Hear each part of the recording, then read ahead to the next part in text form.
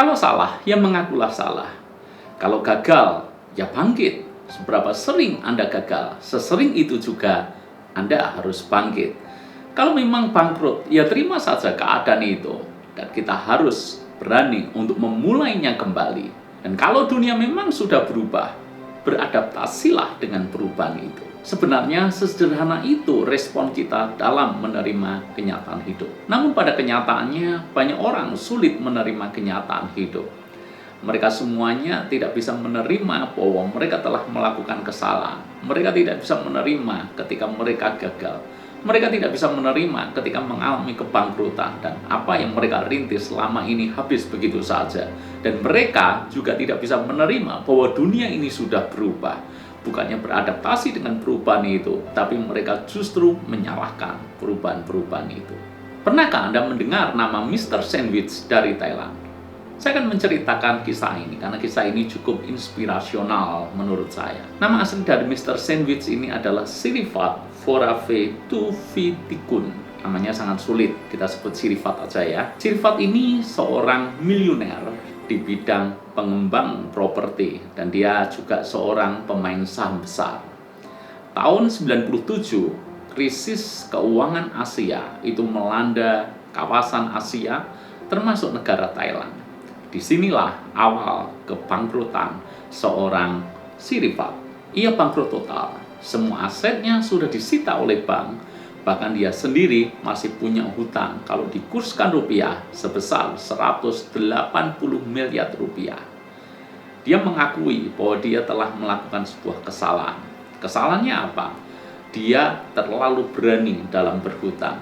Siapa sangka tahun 97 kawasan Asia mengalami krisis keuangan yang luar biasa.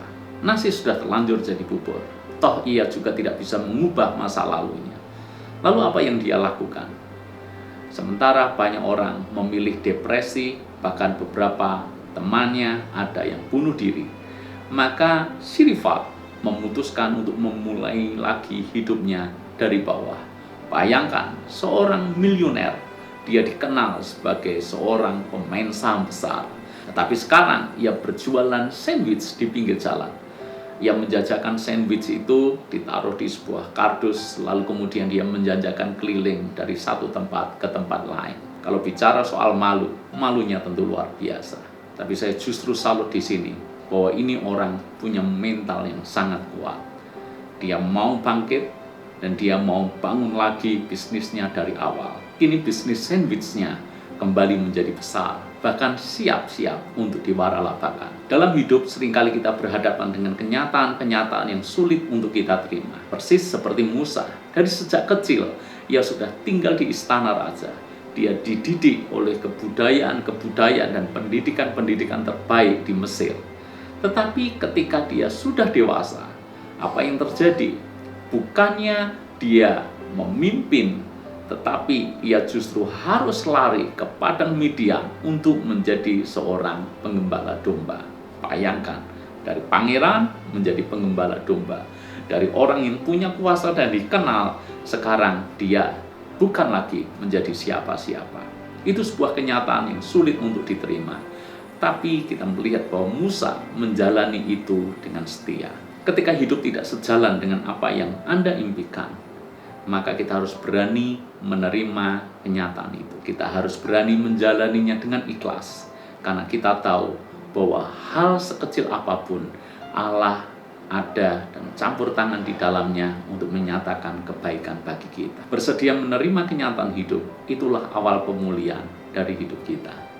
Jadi sekali lagi, kalau kita salah, ya mengakulah salah. Tidak usah cari pembenaran diri. Sebab semua orang di dunia ini toh pernah melakukan kesalahan. Kalau gagal, bangkitlah lagi. Sebab kegagalan bukanlah aib. Semua orang di dunia juga pernah gagal. Kalau memang kita bangkrut, mulailah dari awal lagi. Jangan putus asa. Selama kita punya keberanian untuk membangun lagi, percayalah Tuhan bisa pulihkan dan kembalikan bisnis kita seperti awalnya. Dan kalau hari-hari ini kita dihadapkan dengan banyak perubahan dalam hidup, beradaptasilah dengan perubahan itu. Itulah sebuah mental pemenang kehidupan. Tuhan berkati.